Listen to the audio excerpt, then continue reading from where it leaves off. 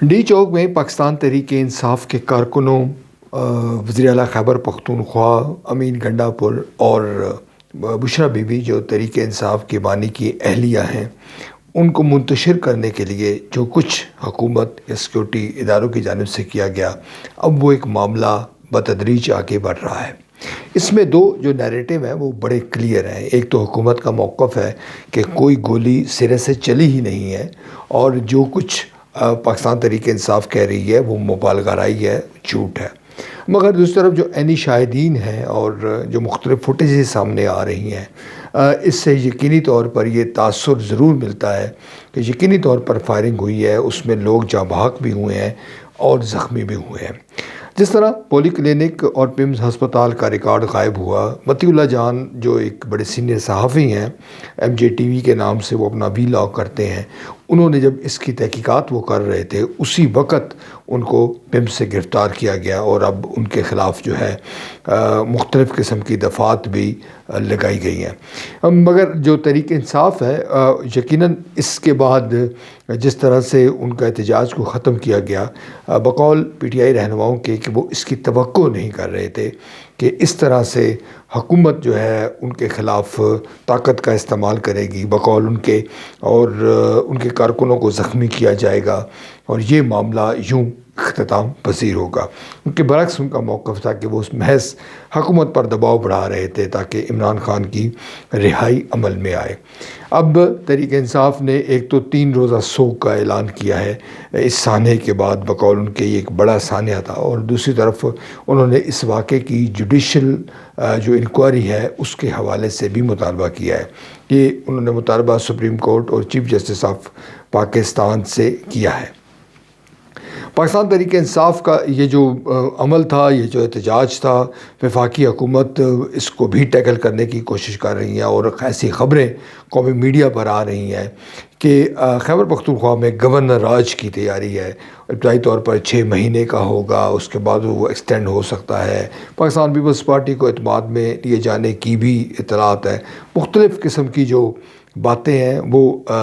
حکومتی حلقوں کے حوالے سے قومی میڈیا میں، یعنی الیکٹرانک اور پرنٹ میڈیا میں خبریں آ رہی ہیں۔ تحریک انصاف کی آئندہ کی مستقبل کی اسٹریٹجی کیا ہوگی، یہ کچھ کہنا قابل وقت ہے، مگر ایک بات تو یقیناً طے ہے، جو عمران خان کا جو پرسنالٹی ہے، جو ان کی سیاسی جدوجہد ہے، اس کو دیکھتے ہوئے کہ پی ٹی آئی کسی طور پر پیچھے دستبردار نہیں ہوگی، اور مزید بھی اگر کوئی معاملات آتے ہیں تو اس کو ٹیکل کرے گی۔ پاکستان تحریک انصاف کے لیے یہ بلیسنگ ان ڈسگائز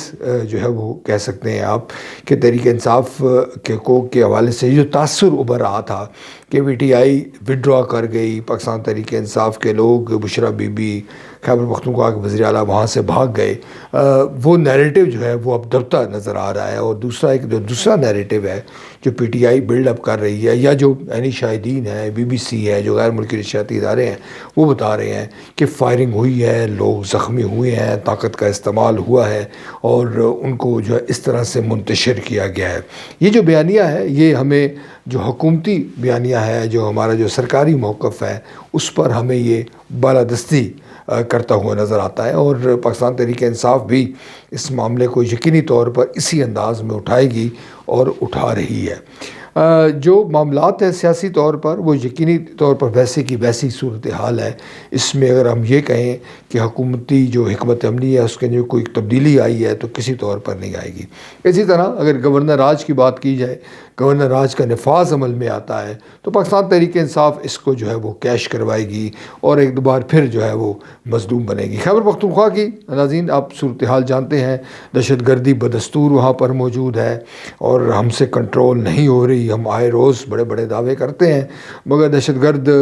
جو ہے وہ اپنی کارروائیاں کر جاتے ہیں، اور ہمارے جو ارباب اختیار ہیں وہ مذمت کرتے ہوئے ہمیں نظر آتے ہیں کہ دہشت گردی کی اس کارروائی کی ہم مذمت کرتے ہیں۔